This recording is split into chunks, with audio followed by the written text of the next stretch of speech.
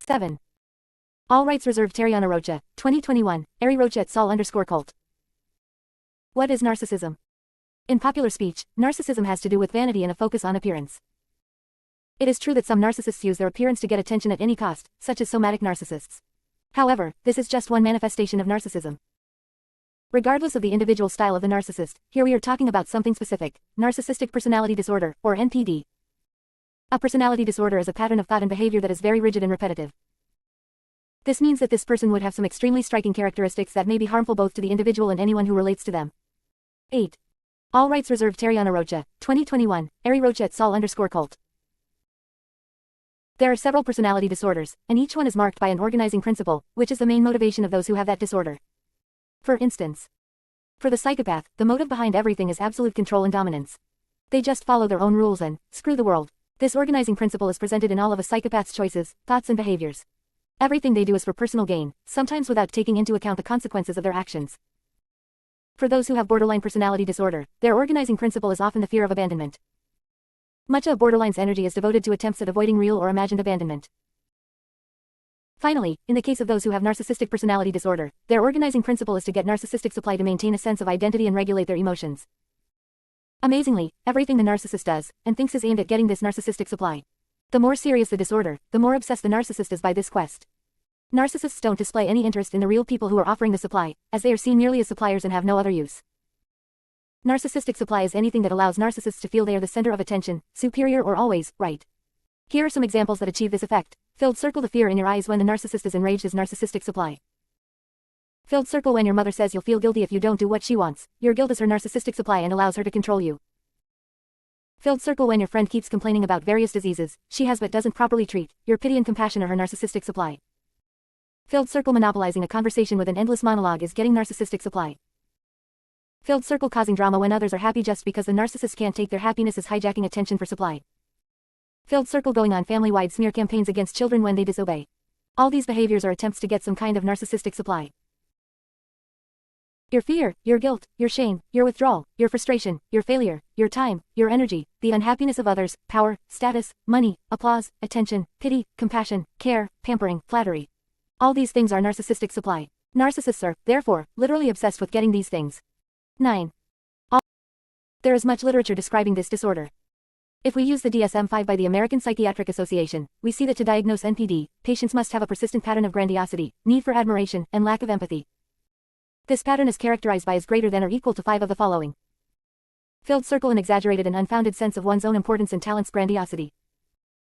Filled circle: concern with fantasies of unlimited achievements, influence, power, intelligence, beauty or perfect love. Filled circle: conviction that they are special and unique and should associate only with people of the highest caliber. Filled circle: the need to be unconditionally admired or to be the center of attention. Filled circle: entitlement, a sense that the rules do not apply to them. These people are special and deserve more pampering than others. Filled circle: exploitation of others to achieve their own goals. Filled circle: lack of empathy. Filled circle: envy of others and a conviction that others envy them. Filled circle: arrogance, pride. In addition, symptoms must have manifested in early adulthood or earlier. It is important to understand that anyone can have narcissistic personality disorder. Men, women, religious leaders, celebrities, mothers, fathers, children, bosses, the rich, the poor, friends. Really anyone. Some of these people become parents, but they already had the disorder before this event. The narcissism spectrum. We all have narcissistic traits. The true self-you is when your entire personality is taken over by these behaviors and you are unable to modify them, even when it causes you and other people suffering. Another interesting fact is that there is such a thing as healthy narcissism. A bit of healthy narcissism is necessary in order to be able to prioritize your own needs and happiness. A third issue is that narcissism happens on a spectrum. Some people are more narcissistic than others. The same person can go up and down this spectrum in response to certain events. For example, a woman who has NPD loses her main narcissistic source of supply, her husband who has just passed away. In the months or years that follow, her narcissism can even escalate to sociopathic levels. To the same extent, those who have strong narcissistic traits, but not a personality disorder, can work on themselves and lower their level of narcissism. 10. All rights reserved. Tariana Rocha. It takes time, a lot of effort and willingness to change behaviors. I've seen it happen and the person can really learn to have more respectful relationships. They'll keep on being self-centered, but they can learn to slowly take responsibility for themselves and show more empathy. This no longer seems to happen when the person already has the personality disorder. There is currently no recognized therapy that actually makes the symptoms of NPD go into remission. Once the person reaches that critical point on the spectrum where it's already a personality disorder, distance yourself. The toxic behavior probably won't get better. You may ask, what actually defines the onset of a personality disorder? If we use Craig Malkin's work, we can imagine a ruler that measures from 0 to 10. 0 to 3. People whose narcissism scores between 0 and 3 lack healthy narcissism. They don't know their own values, desires, needs or dreams. They don't believe in themselves or in anything they think or do. They have very low self-esteem and don't feel deserving of the things they believe any other human being would deserve. These individuals don't ask for help and don't accept attention, not even when it makes sense to receive some, such as during the funeral of their own child, or on their birthday. 4 to 6. People who score between 4 and 6 on the spectrum demonstrate healthy narcissism. These people validate their own internal states. If they're sad, angry or in any bad mood, they don't. 11. All rights reserved. Tariana Rocha, 2021, Ari Rocha et Sol_cult. Punish themselves savagely for it. If they are tired, they take care of themselves, their health and quality of life. If they're overwhelmed, they ask for help. They are individuals who believe in their inner wisdom and accept that each person is unique. So they allow themselves to be exactly as they are. Because they think they have value, they believe in their own dreams and ideas. They bet on themselves, even if other people won't. At the same time, they know how to surround themselves with a support network made up of people who really love them. These individuals can experience failures and mistakes without falling apart. They don't take these things personally and forgive themselves quickly. After all, they don't think a mistake means they've lost all personal worth. It's just part of the process. Healthy narcissists don't have to fake modesty. They can speak very well of what they actually do well. At the same time, they get excited about the success of others and know when they're crossing the line by bragging about theirs. They're not arrogant, but confident. They are not hostile and controlling, but natural leaders who inspire others to do their best. They might even be under the spotlights.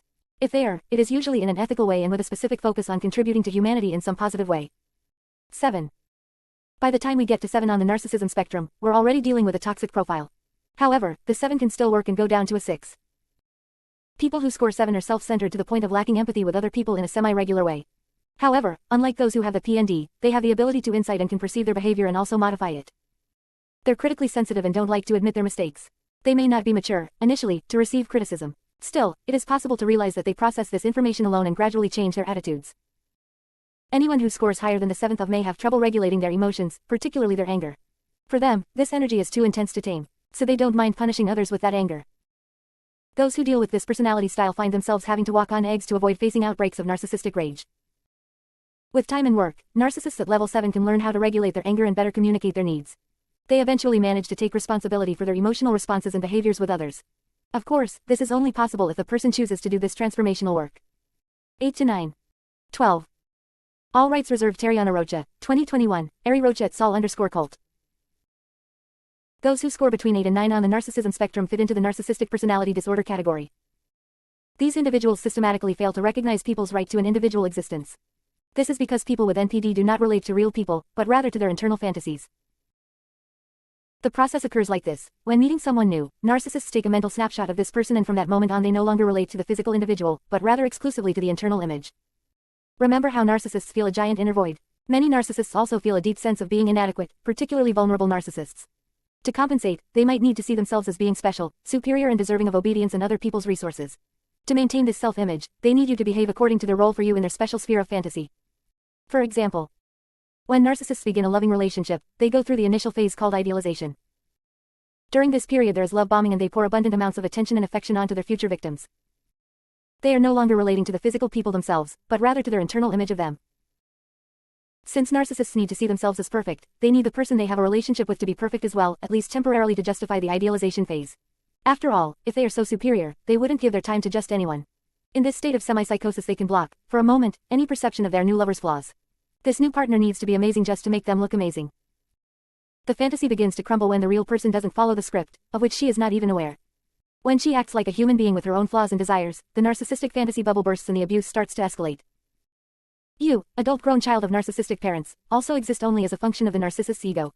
As their internal state dictates, your role needs to change so you can help regulate their inner chaos.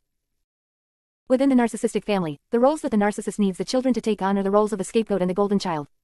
To better understand this dynamic, search for these expressions in the glossary, along with terms, the inadequate child, and the invisible child. Each child serves to make narcissists feel good about themselves. None of them have the right to exist as they are. 13. All rights reserved. Tariana Rocha, 2021, Ari Rocha et Sol_cult. 10. At level 10 on the spectrum, we're already in psychopath territory. To better understand, the psychopath feels like the god of the universe. He creates the rules he's going to follow and doesn't want to submit to anything or anyone. He sees the world as a dangerous jungle divided into two types of people, hunter and prey. If we're all in a dog-eat-dog world, the psychopath happily assumes the position of the hunter and blames the prey for being weak, dumb and inferior. They deserve the suffering they go through, and everything he does is justified. Imagine such a profile, actively predatory, that still has a compulsive need to draw attention and garner applause. Think of a cult leader or even a traditional religious leader, for example. This individual actively seeks positions of power and influence and still uses the appearance of the good guy to receive public flattery and cover up his acts. This profile feels so absurdly superior and in the right to do whatever they want that they actively feed on the vulnerabilities of those who are in their way, and still demand applause. He's the football player who routinely rapes because he knows he won't be punished. And loves being in the media and in other people's comments. Or the CEO who has stabbed several people in the back and always seeks a position of higher status, no matter what it takes. The origin of NPD, narcissistic personality disorder. The narcissistic personality disorder is often generated more by environmental than genetic factors. Of course, genetics always plays a role in human temperament. However, we realize that pathological narcissism is largely learned and passed on from generation to generation. Specifically, deficiencies in the maturity and sense of the mother's or father's self make the child not receive the emotional care they need. There are different paths to narcissism, but everyone has one thing in common, the rejection of the child's true self. 14. All rights reserved. Tariana Rocha, 2021, Ari Rocha et Sol_cult. In the case of covert narcissists, they have often suffered psychological, physical and sometimes sexual abuse. These children received constant criticism, nothing they did was of value.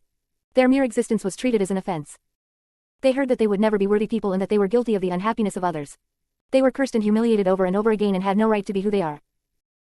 Feeling wronged, invisible and full of pain, they end up fully identifying with the victim who has the right to take revenge on the world. The world, in this case, is anyone, even if they haven't caused any direct harm to the narcissist. There is no discrimination. The whole of existence is blamed for the pain of the narcissist. It is very important to note that, as Paulo Freire said, the dream of the oppressed is to be the oppressor. The covert narcissist is a perfect example of this. Having been a victim, he has usurped the absolute right to victimize whoever he wants. In other cases of narcissism, the child receives too much flattery and does not have to take responsibility for anything. They are put on a pedestal in such a surreal way that, deep down, they know that they aren't loved for who they really are. They are told they were born smarter, more beautiful or special than other children. They receive constant messages about how they won't have to go through certain things that their parents had to go through. They're treated like royalty and don't get any boundaries. At some point they think they were actually born inherently superior. If their entire family system reflects this, how would they not believe in it? So they start to expect this kind of flattery from the world without having to make an effort to get it. This type of narcissist assumes that his or her natural superiority is enough to ensure applause and special treatment, and gets genuinely surprised when it doesn't happen. There is, however, a gap between who the parents say the narcissist is, and what his real achievements, in fact, show. The narcissist perceives this gap but uses his grandiosity and distortion of reality to avoid actually contemplating it. In other cases still, the child does not receive human affection or warmth. At the same time, interaction with the parents is extremely rigid, and the expectations are very high. In these families the child should perfectly reflect the wishes of the parents. She serves to fulfill the dreams that they did not realize. Thus, she is instrumentalized and not allowed to follow her own path. Gradually, she gives herself up to assume the role that will provide her with parental approval or, at least, confirmation of existence. In adulthood, she has no idea how to be authentic, as she's always wearing a mask of success to achieve narcissistic supply. 15. All rights reserved. Tariana Rocha, 2021, Ari Rocha et Sol_cult. In all these cases the child's real essence has never been validated. She waits to feel that she is loved by her parents so that she can give herself permission to love herself. If there is no such perception of being loved and special to parents, the child cannot accept their own very essence. When a child is rejected, neglected, instrumentalized to satisfy the wishes of the parents, or flattered without limits, she never knows the real little person she is. Having to reject herself, she fills the void by thinking she is superior and always right. In the case of narcissists, it becomes necessary to lie to themselves and others constantly to maintain an illusion of superiority. Therefore, fantasy, projection and rationalization are part of the narcissist's preferred defense mechanisms. Why are narcissists childish? Can they get better with therapy? Anyone who lives with a narcissist realizes how childish their emotional responses are. Narcissists throw tantrums, scream to get attention, swear, knock, play poor things and other attitudes that young children usually have when they want to communicate a need. The emotional age of narcissists differs from their chronological age. Even if they get old, they don't mature. It is disturbing to observe how some may even become increasingly childish with age. The reason is that narcissists have stalled at a very primitive stage of psychological development, probably due to trauma. In the same way that if a body does not receive nutrients it can become underdeveloped, if the psyche does not receive the emotional and psychological nutrients it can also become underdeveloped. When a child grows up with good enough caregivers, Winnicott, 1971, there is abundant validation and human warmth.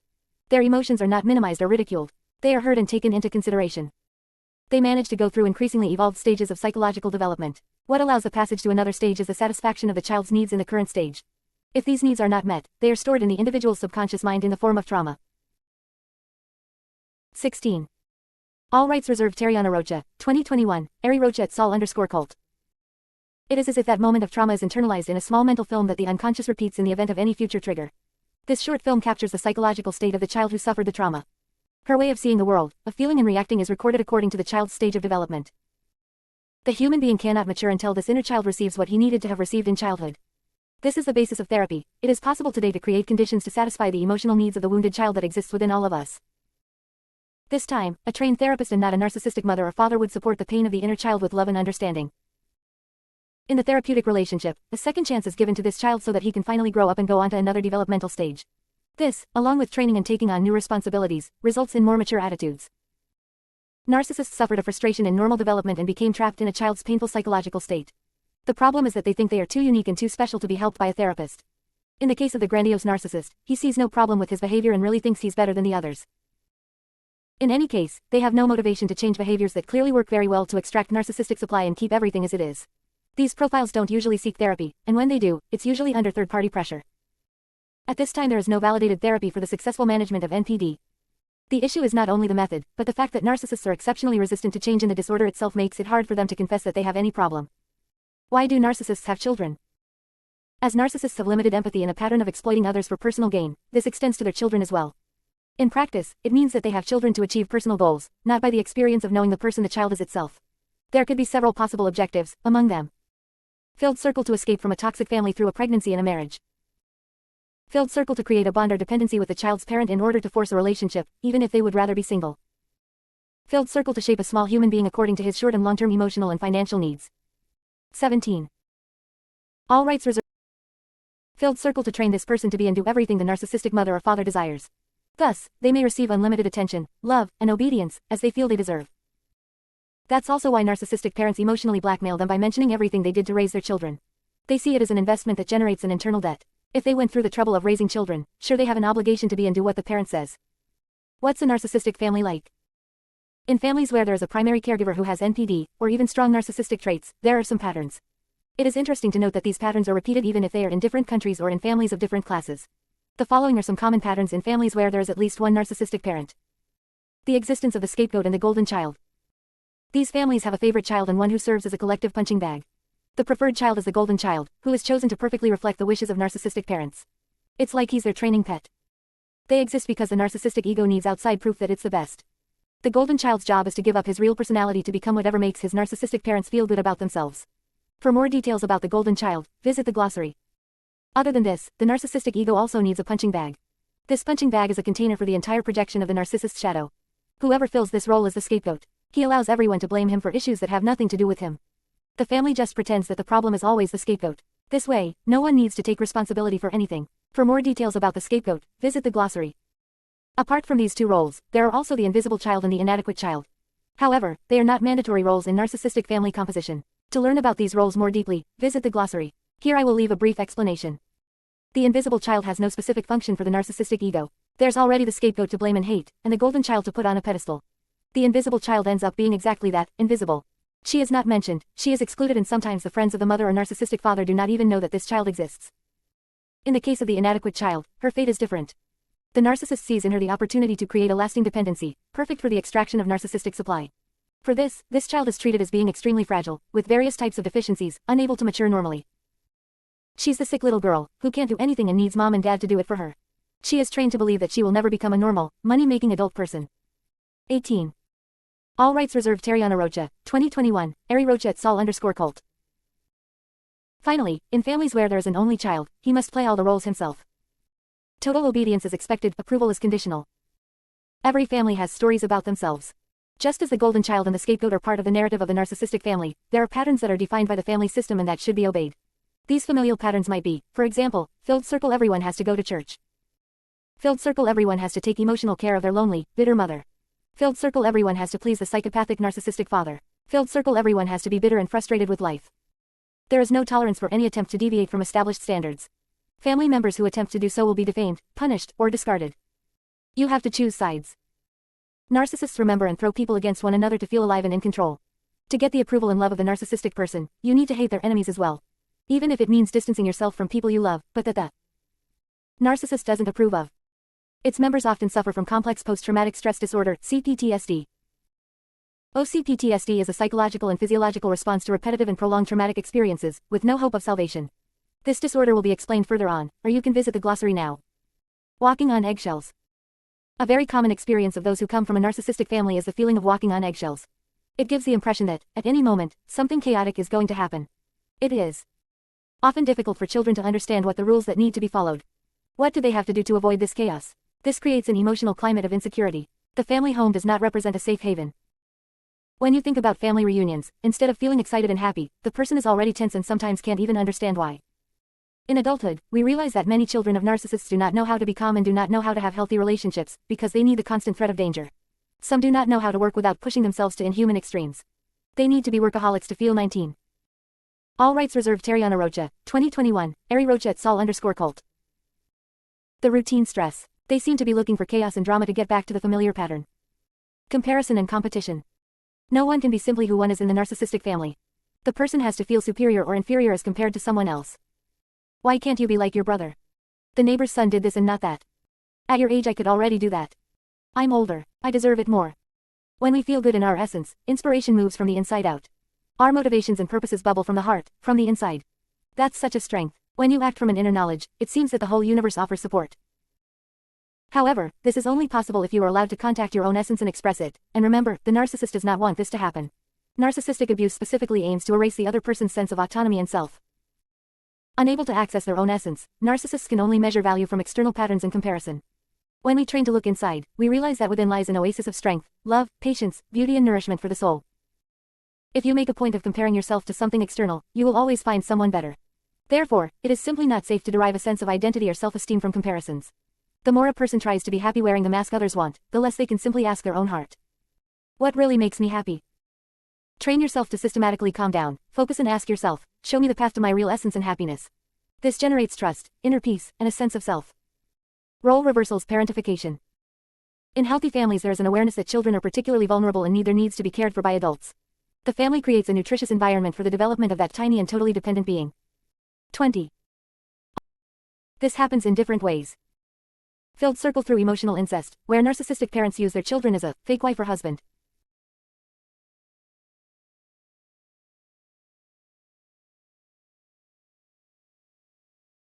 The child has to listen to stories with mature content, be a little therapist and deal with issues that she has neither mental structure to understand nor remedy. Filled circle. Through asking too much of a child. For example, there is a difference between an older child helping his younger one now and then and having to raise this brother when the parents are able to be present but choose not to do so. Filled circle. By prioritizing narcissistic whims to the detriment of family health. You see, I'm not saying it can't make sense for a child to help the younger siblings, or support parents emotionally from time to time. Of course it can. I'm talking about cases of parental neglect where this happens systematically and without taking into account how it impacts on children. What are the consequences of growing up in a narcissistic family? Complex post-traumatic stress disorder, CPTSD. The CPTSD is a response to prolonged trauma, where the victim had no hope of escaping. Examples of people prone to developing this disorder are filled circle. Children in dysfunctional family environments. Filled circle. War prisoners. Filled circle. Sex slaves. Filled circle. Children suffering long-term pedophilia. Filled circle. People raised in environments of extreme political and social instability. Filled circle. People in places where there are extreme and merciless weather conditions for long periods of time. The following is a brief description of the symptoms of CPTSD. An altered nervous system, hyperactivity, hypoactivity. 21. The person either the person. For some people, their emotional responses are enormous. The person either feels too much and has difficulty regulating his emotions or feels nothing or is apathetic. For some people, their emotional responses are enormous, it takes time to return to normal, and their personal standard of normality is already a deviation from the general standard. Some immediately dissociate in the face of any difficult emotion and enter the world of reverie, even if they don't want to. You can lose hours or even years to maladaptive daydreaming. Others do not have access to their emotions, cannot cry, feel anger or even a lot of pleasure. Inside it looks like there's no movement. Zero hope that the situation can improve. Learned helplessness. Due to so much continuous frustration, eventually people convince themselves that the situation will never change. If she feels depressed, she thinks she can't get better. If she has social anxiety, she sees no possibility that one day she may feel comfortable in this area of her life. If she is emotionally or financially dependent, she does not believe she will become independent.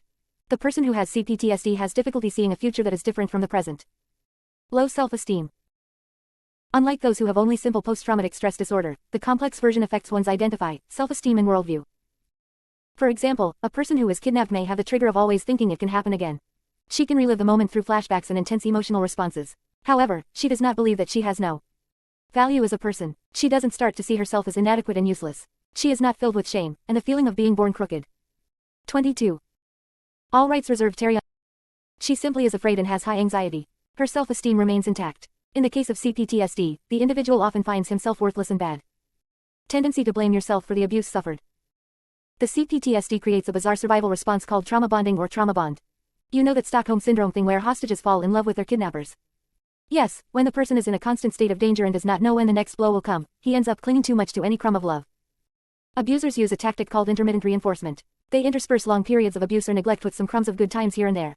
This confuses the victim, who overvalues that crumb and forgets that it is not even the least a human being needs. She begins to see the abuser as a beneficial person and blames herself for having doubted the quality of the relationship. She takes all the responsibility for what goes wrong in the dynamic and feels that, in a way, she must even have deserved that bad treatment. Tendency to dissociate and lose the focus on the external world. Dissociation is an attempt by the brain to decrease the perception of pain. The mind thinks, if I can disconnect from the body, this person doesn't need to feel so much. Some types of dissociation are derealization. The feeling that the outside world is not real, does not exist or is distorted. Depersonalization. The feeling that the person is disconnected from himself, that he doesn't have a self at all, or that he is something dead in a body, like a ghost. He doesn't see life from his own eyes, but from the eyes of a third person, as if he were watching a movie of himself. Dissociative amnesia. The inability to remember important information about yourself, which a person usually would remember. It goes beyond forgetting where you put the keys or not remembering details of an event. In dissociative amnesia, the person forgets personal information such as his own name or address, or else has gaps where he does not remember anything from entire periods of his life. This condition can last a few minutes or a lifetime. In order to be diagnosed, it needs to be severe enough to harm the individual in his everyday life. Maladaptive daydreaming. The tendency to have a fantasy world that is so distracting that the person not only fails to do important things, but also takes refuge in it when he should be paying attention to reality. It's more than getting lost in daydreams. It is a defensive response by the fact that it is activated by external or internal challenges as well as other things like music. For instance, Maria, a cook, gets a new job. Like many people who have excessive daydreaming, she also has social anxiety. Maria tries to focus on the kitchen processes, but she ends up making a mistake and feels such an absurd amount of shame that she can't get out of daydreaming all the rest of the day. This impacts her real life in a concrete way because she starts to get all the customers' orders wrong after that moment. 23. All rights reserved Tariana Rocha, 2021, Ari Rocha at Sol_cult. 24. All rights reserved Tariana Rocha, 2021, Ari Rocha at Sol_cult. Suicidal ideation. The individual is suffering but believes that no change is possible. As a result, they might not think they will be able to go on living. Self-isolation. The person begins to have so much difficulty in socializing that he prefers to exile himself from society. Here are some possible paths that can lead to this. Filled circle: she has social anxiety or avoidant personality disorder and feels too embarrassed to socialize. Filled circle: she doesn't trust anyone, finds human contact too much effort and, even if a life without relationships does not satisfy, she sees no way out other than through isolation. Destructive or risky behavior. Some examples of self-destructive behaviors are filled circle: self-mutilation, getting hurt physically to try to relieve emotional pain. Filled circle: putting yourself in dangerous situations, not reflecting and seeking stimuli impulsively, sometimes to the point of getting hurt. Filled circle: excessive drug or alcohol abuse. Filled circle: sex use to prevent emotional pain or loneliness. Reliving of the trauma. Some examples of reliving trauma are 25. All rights. Filled circle: nightmares. Filled circle: flashbacks, whether from the memory of the event or from the physical sensations and discomfort. Filled circle: repetitive thoughts. Hollow circle: triggering, maladaptive daydreaming with repetitive scenes involving trauma themes. Filled circle: seeing harmless situations as dangerous and reacting to them as such. Attempts to avoid anything trauma-related. The individual makes efforts not to have to deal with anything that might recall the traumatic event. He avoids talking about it, walking around that place, being distracted by excessive work or hobbies. Some people avoid feeling anything and become numb inside. What we can say about the impact of repetitive long-term trauma experience is that it facilitates the development of all mood disorders such as depression, anxiety and bipolar mood disorder. Greater chance of developing a personality disorder. There are scholars who believe that personality disorders are nothing more than different variants of one thing, a response to prolonged trauma in childhood. From that point of view, everything is CPTSD, but with traces of this or that. A diagnosis could be something like CPTSD with avoidant and schizoid traits. In this case, we would be dealing with an individual who, in addition to presenting the symptoms of CPTSD, also has a consistently avoidant and schizoid personality structure. I agree with this point of view because in addition to being easier to understand personality disorders, it also allows greater flexibility in diagnosis. In this logic, one can see that those who come from a narcissistic family naturally have great chances of also developing a personality disorder, or at least strong traits. How to heal from the mental health consequences of narcissistic abuse. The study of psychology is so vast and has so many different healing approaches, some conventional, other alternatives, others still a mix. Would it be arrogant to synthesize this in one method to help narcissistic children heal? Isn't it too big?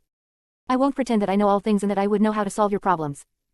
What I offer here is a summary of a long personal and professional process that led me to believe that there is a specific mechanism that leads to overcoming narcissistic abuse.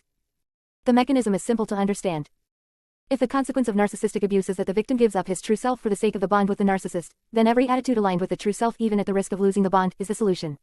In other words, the more you get in touch with and express your true nature, the more you overcome narcissistic abuse. To do this, there are several paths. Therapy helps, meditation, writing your emotions in a diary until you go making sense of them, yoga, dance or other physical exercise, self-massage, breathing techniques, etc. All these things are examples of tools that allow you to start regulating your emotional states. The time to use these tools is, conveniently, whenever necessary. Here is an example of how to use contact with your true self to solve a challenge. 27. All rights reserved. Imagine that you have a working partnership with a person with whom you do not get along and are reaching a point of not tolerating anymore. You may feel a certain anguish. When you realize this heavy emotion, you remember that you need to focus before anything else. You choose a tool to calm down. Let's say you chose to put on a relaxing song, close your eyes and just breathe a few minutes. Once you can focus, you simply ask your inside. What would my true self do in this situation with my work partner? Wait patiently for your inner knowledge to communicate with you. It can be through an intuition, a sentence, an image in your mind, a sensation, etc. Somehow, you'll understand whether you should take this path or that one. Let's say that you decided to finalize the current project, since it is already in the middle, but not to do any more projects with this person. Now that you've used a practical technique that has left your body very calm and managed to ask your true self the path to take, what's left is courage and action. Wait patiently for your inner knowledge to communicate. 27. The time to use these tools is, conveniently, whenever necessary. Here is an example of how to use contact with your true self to solve a challenge. 27. All rights reserved. Imagine that you have a working partnership with a person with whom you do not get along and are reaching a point of not tolerating anymore. You may feel a certain anguish. When you realize this heavy emotion, you remember that you need to focus before anything else. You choose a tool to calm down. Let's say you chose to put on a relaxing song, close your eyes and just breathe a few minutes. Once you can focus, you simply ask your inside. What would my true self do in this situation with my work partner? Wait patiently for your inner knowledge to communicate with you. It can be through an intuition, a sentence, an image in your mind, a sensation, etc. Somehow, you'll understand whether you should take this path or that one. Let's say that you decided to finalize the current project, since it is already in the middle, but not to do any more projects with this person. Now that you've used a practical technique that has left your body very calm and managed to ask your true self the path to take, what's left is courage and action. This is the last step, executing the message you received from within. This execution can take from minutes, such as sending a text message to someone, to years, such as raising a child. Depending on the action to perform that was revealed by your true self, you may have to go through several steps before you reach the final destination. Even in these cases, or especially in these cases, your inner wisdom knows what events, opportunities, and choices will lead to your chosen destination. Your inner wisdom, your true self knows all this even if you don't know it. Here's another example.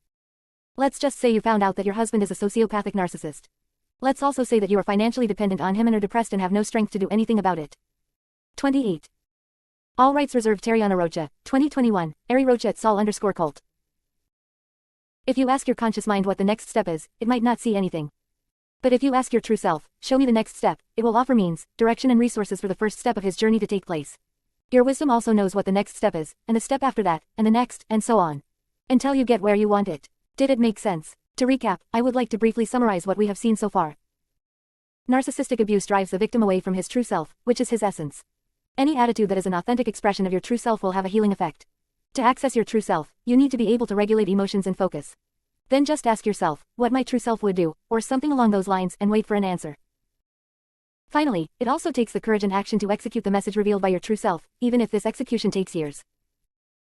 It is important to understand that every human being has faculties that he does not know of, such as the ability to guide oneself moment by moment. It's so hard to believe this because we get consistent messages that we should be and do what others want. The best voice for you to hear is yours, but not when you're feeling emotional chaos. You need to reach a space of inner peace first to hear your voice. Once you get the message about what to do in your situation, your psyche will wait for you to act. The longer you are sure of what to do without taking steps, the more your anguish will grow. This pain is not punishment. It has a very important function. Pain comes from your emotions in your body. A very complex and vast intelligence manages these two things, your subconscious mind. When that intelligence makes a painful emotion like anguish pop up, the purpose of it is to get your attention.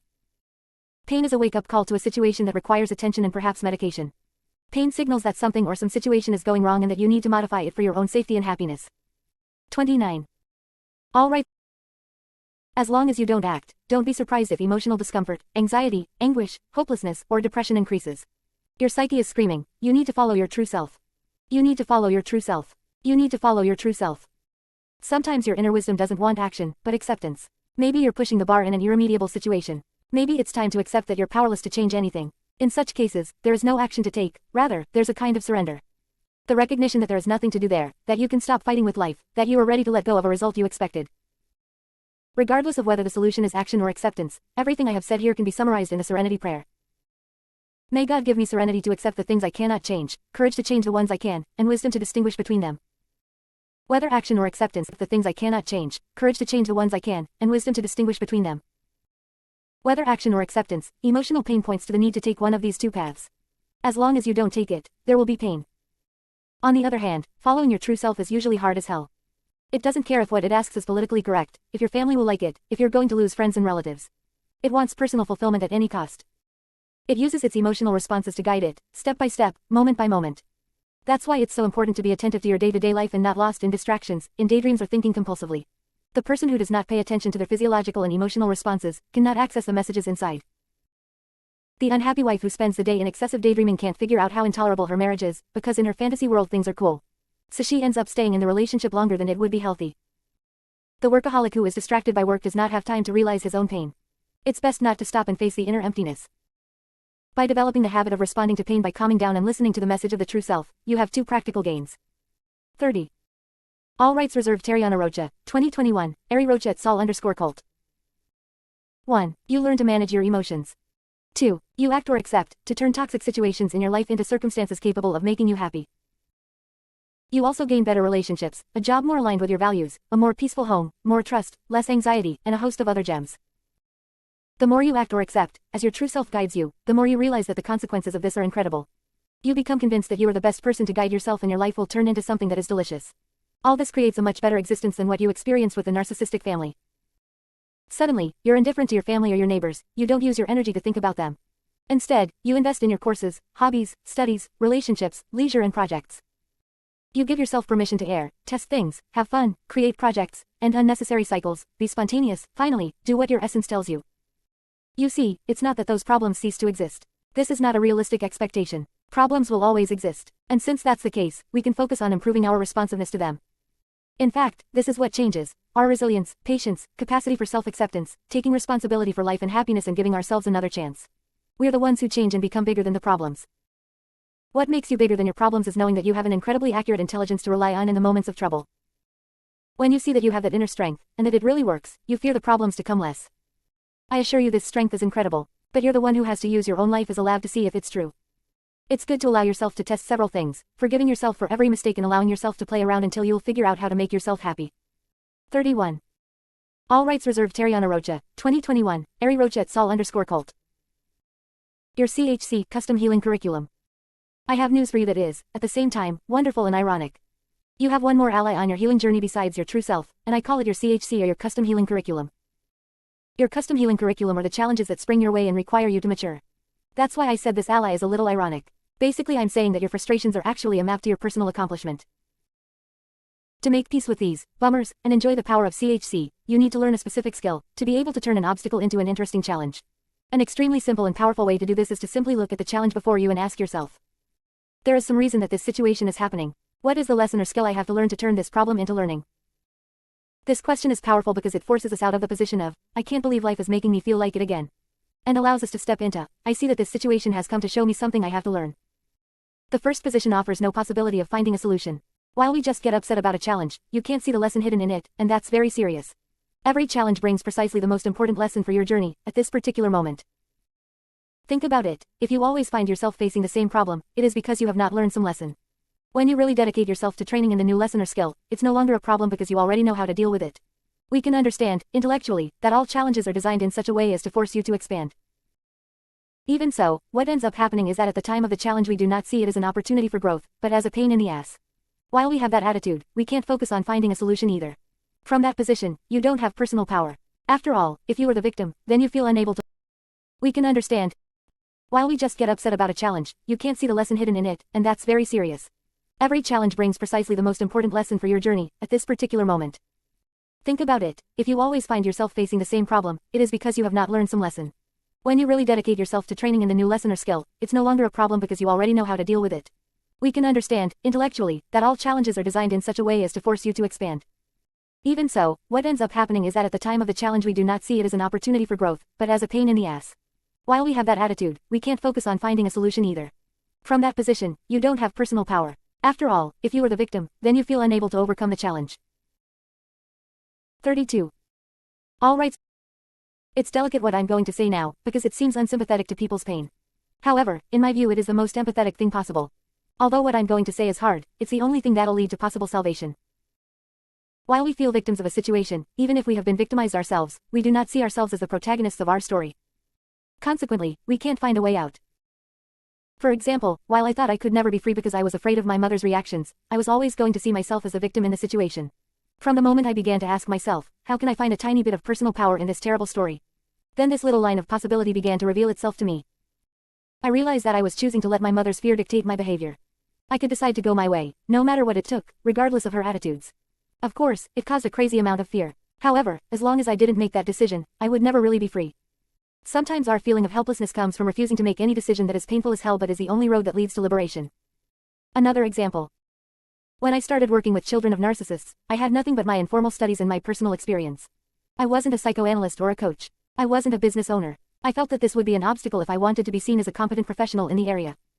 However, if I had accepted these limitations, coming to the conclusion that I would be eternally limited because of them, I would not have the work I have today. One way to turn an obstacle into an interesting challenge is to find a hidden treasure in every challenge. In my case, it's okay that I didn't have the necessary credentials at the time. It's okay that I was in a country where mothers are sanctified. 33. All rights reserved. Tariana Rocha, 2021, Ari Rocha at Sol_cult. But what if the fact that I was the daughter of a narcissist and had this direct experience was something positive and not a limitation? I boldly decided to turn this into something beautiful. I gave myself permission to talk about some personal experiences I had on my healing journey, and people's response was a thunderous, thank you. Thank you Tariana, for having the courage, thank you for sharing your lessons. I feel liberated because you've freed yourself. One more example. If you always attract narcissistic and abusive people, you can come to the conclusion that life is providing these experiences so you can learn the ability to set boundaries and to say no. If you just keep repeating, gee, I attract abusers. Life hates me. You will forever feel unprotected and not know what to do with the abusers. If, on the other hand, you understand that every abusive person who appears in your life is an opportunity for you to train the ability to say no, then you might even be grateful for the training opportunity. It may sound strange, but it's true. Our greatest challenges are, in fact, our greatest lessons. Another example. If you're in a terrible financial situation, you can say, if you think like that, you're just going to feel angry at the whole family and still, it's my family's fault that never taught me how to manage money. If you think like that, you're just going to feel angry at the whole family and still be in a terrible financial situation. If, instead, you ask yourself, what is the lesson I have to learn through this repetitive financial challenge? You can come to the conclusion that, in fact, it was you who never did research. You've never been able to watch a video or read a book on financial management. You never postponed gratification in order to save money. Instead, you spent money on unnecessary things to receive external validation or fill an internal void, or because you just wanted to. We've all been there. By facing your share of responsibility, you also find a way to the solution. So long as we do not take responsibility for a problem, it is not possible to feel empowered to solve it. You see, no one is saying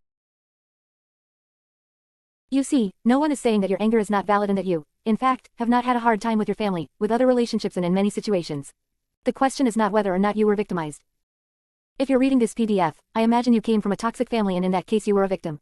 You were a victim because every child is a victim of adult toxicity. No child is to blame for the sick dynamics of the family. Even so, reality is structured in such a way that, no matter who created your problem in childhood, in adulthood, only you can fix it. Although it makes you angry, mad, feeling wronged, and thinking life should work some other way, it doesn't. You can scream and protest as much as you want. The truth remains, no matter who caused your problems in the past, as an adult, only you are able to solve them. 34. All rights reserved. Tariana Rocha, 2020. 35. All rights. One more example to be clearer. Imagine that every time you have contact with the family, you get emotionally ill and your self-esteem is ruined. You're tired of thinking things are going to be different, but they never are.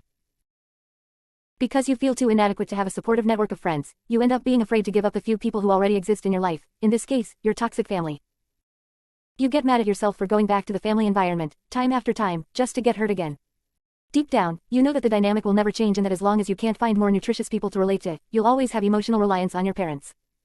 You may feel it's unfair, or you can say, I don't have social skills because my parents are narcissists and I've been sabotaged. That's why I can't make friends, and I end up emotionally attaching myself to a toxic family. That may be true, but it doesn't solve your problem. Gee Terry, but the person who caused my drug addiction was my narcissistic mother. Terry, but I'm frustrated and depressed in life because of my sociopathic father. But I'm financially dependent because my family didn't help me, and they helped the golden child. I'm not saying I know what the solution would be for you in each of these cases. That's not my job, finding a solution is yours. I'm also not saying that your pain is not valid. I would definitely never say that. All your pain is valid. What I'm talking about is that there's a way out, even though it's hard and it seems unfair, you have to fix what others have helped to screw up. Since I've felt wrong, since I have pointed the finger at others, saying that my terrible situation was their fault, since I have already had to be right and make others wrong, I know how hard it is for you to take 100% of the responsibility. Therefore, when facing challenges, focus on finding where you have the power to change the situation. When the next obstacle comes, instead of just complaining, ask, what lesson or skill do I have to learn from this challenge? Resist the temptation to be so angry at the world that you don't train the lesson or skill the challenge has brought you. Your anger at others won't solve the situation. Your consistent long-term action to learn the lesson the challenge brought will. 36. All rights reserved. Tariana Rocha, 2021, Ari Rocha at Sol_cult.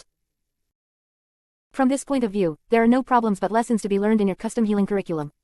I know this part was a bit extensive, but I wanted to give countless examples to make it easier to find this crazy internal will to be the protagonist in your life. How to deal with the guilt of going no or low contact. When I discovered narcissism, I remember that I felt guilty just researching the topic. I was afraid that my mother might somehow be watching and judging. Actually, I felt terror. Today I know that even if I didn't have a narcissistic mother, even if I came from a more functional family, I might still feel guilty. Such is the power of our culture that prioritizes family unity over the mental health of the individuals who make up this family. There is a totally erroneous idea that if members of a family stay together, it will be better for everyone. That's never true in a dysfunctional family. This kind of family works as a cult where there is a leader and a distorted ideology that everyone has to believe or pretend to believe in. Staying in such an environment prevents its members from being able to think on their own, since they are inserted in a collective fantasy that aims to maintain that same system.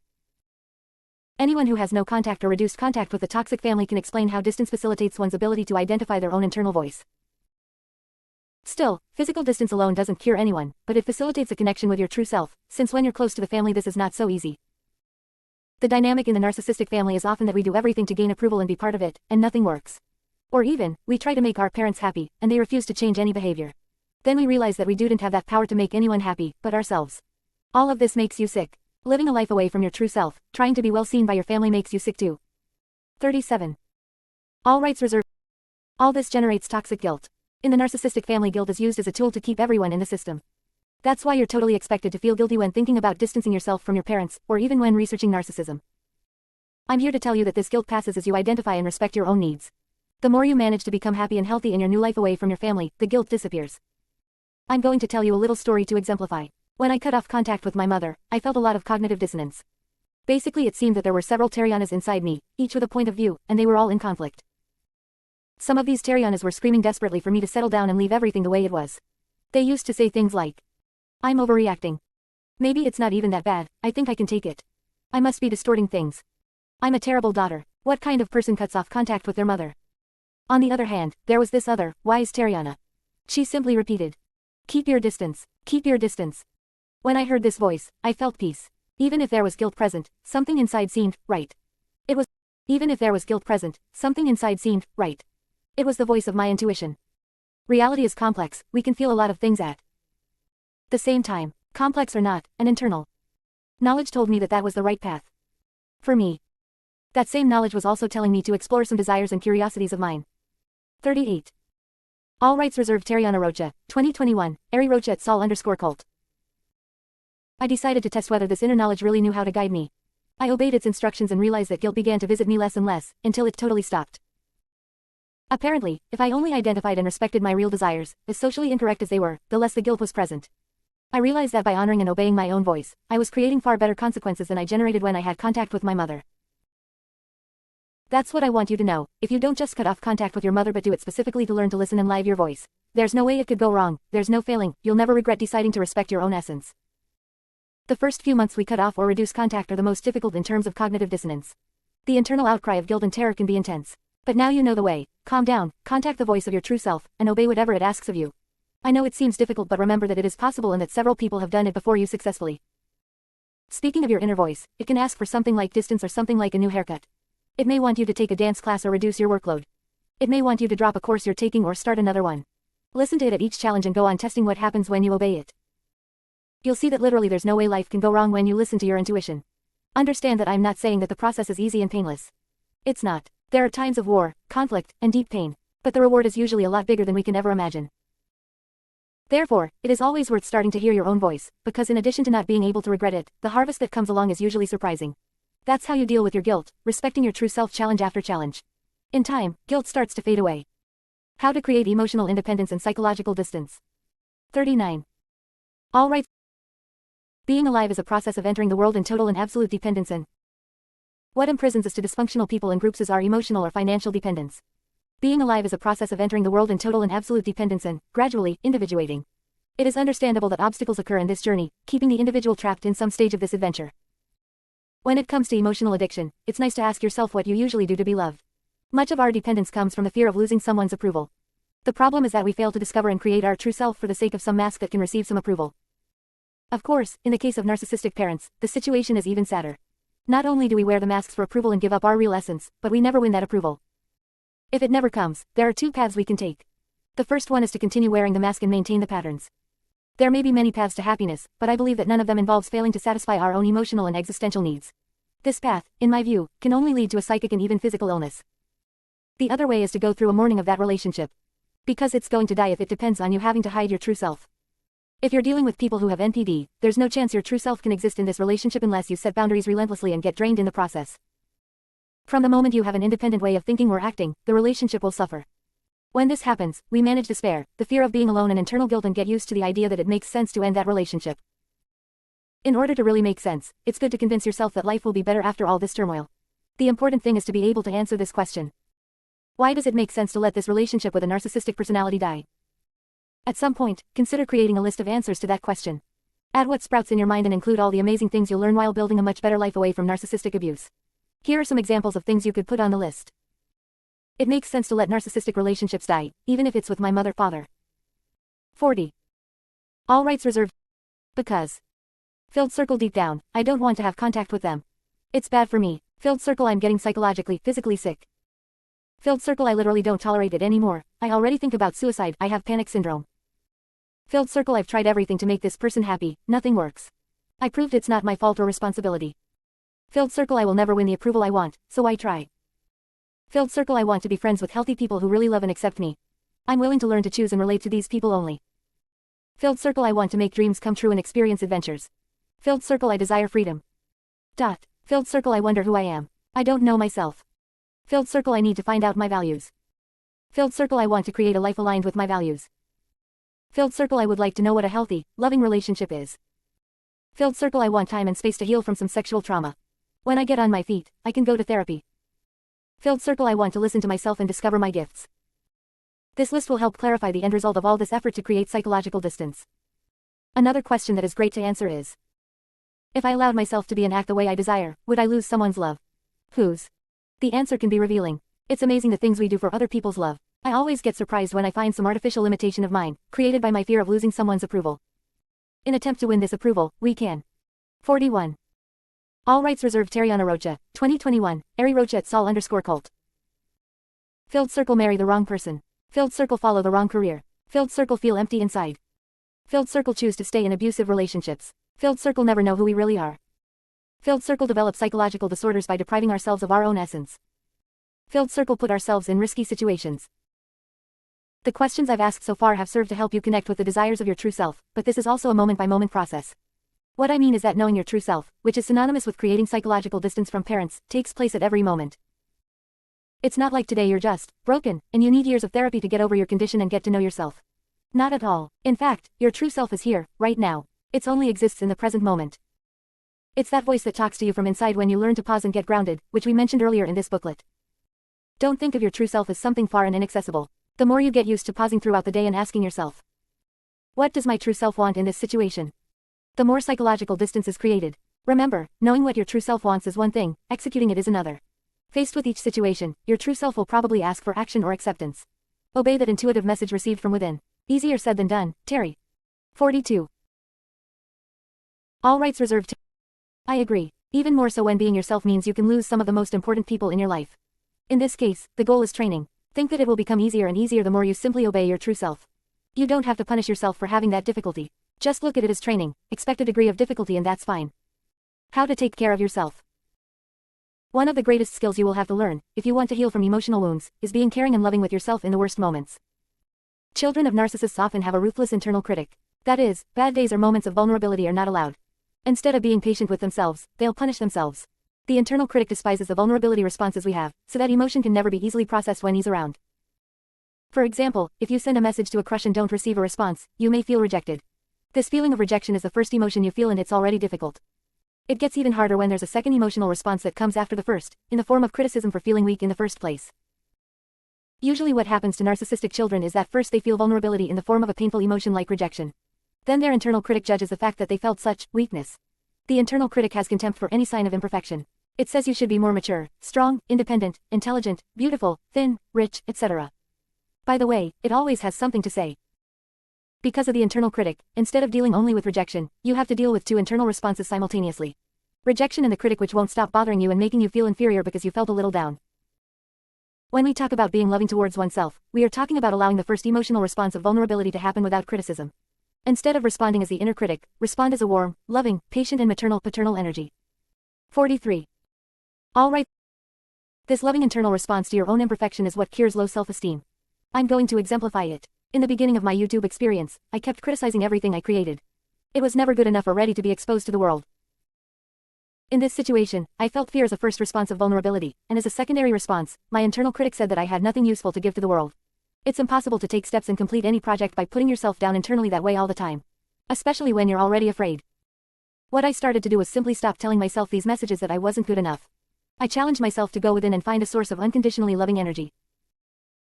From that moment on, when I created something and was ashamed to post, instead of hearing that rotten message from my internal critic, I started telling myself things like this. I'm so proud of you. You're feeling all this fear because you're moving forward and going after your dreams. That's brave. Another thing, don't judge your creation, just put it out into the world. You don't know the impact your work can have. Your job is just to take the steps. Go for it, Terry. Reading this last paragraph, don't you agree that it's much easier to motivate yourself and have self-esteem if you tell yourself these kinds of things? Compare how you would feel if you only listened to your internal critic. In short, whenever you feel vulnerable, meet that vulnerability with a loving response instead of your internal critic. By vulnerability, I mean things such as fear, shame, guilt, despair, hopelessness, frustration, loneliness, and helplessness. One more example. When you feel guilty for displeasing someone, instead of telling yourself how dumb you are, respond to that guilt with an encouraging message, like, it's alright. You don't have to please everyone. As your secondary responses become loving and non-judgmental, you heal the primary responses of vulnerability, guilt, shame, fear, helplessness, rejection, etc. 44. All rights reserved. Tariana Rocha, 2021, Ari Rocha at Sol_cult. How to move out of your toxic family's house.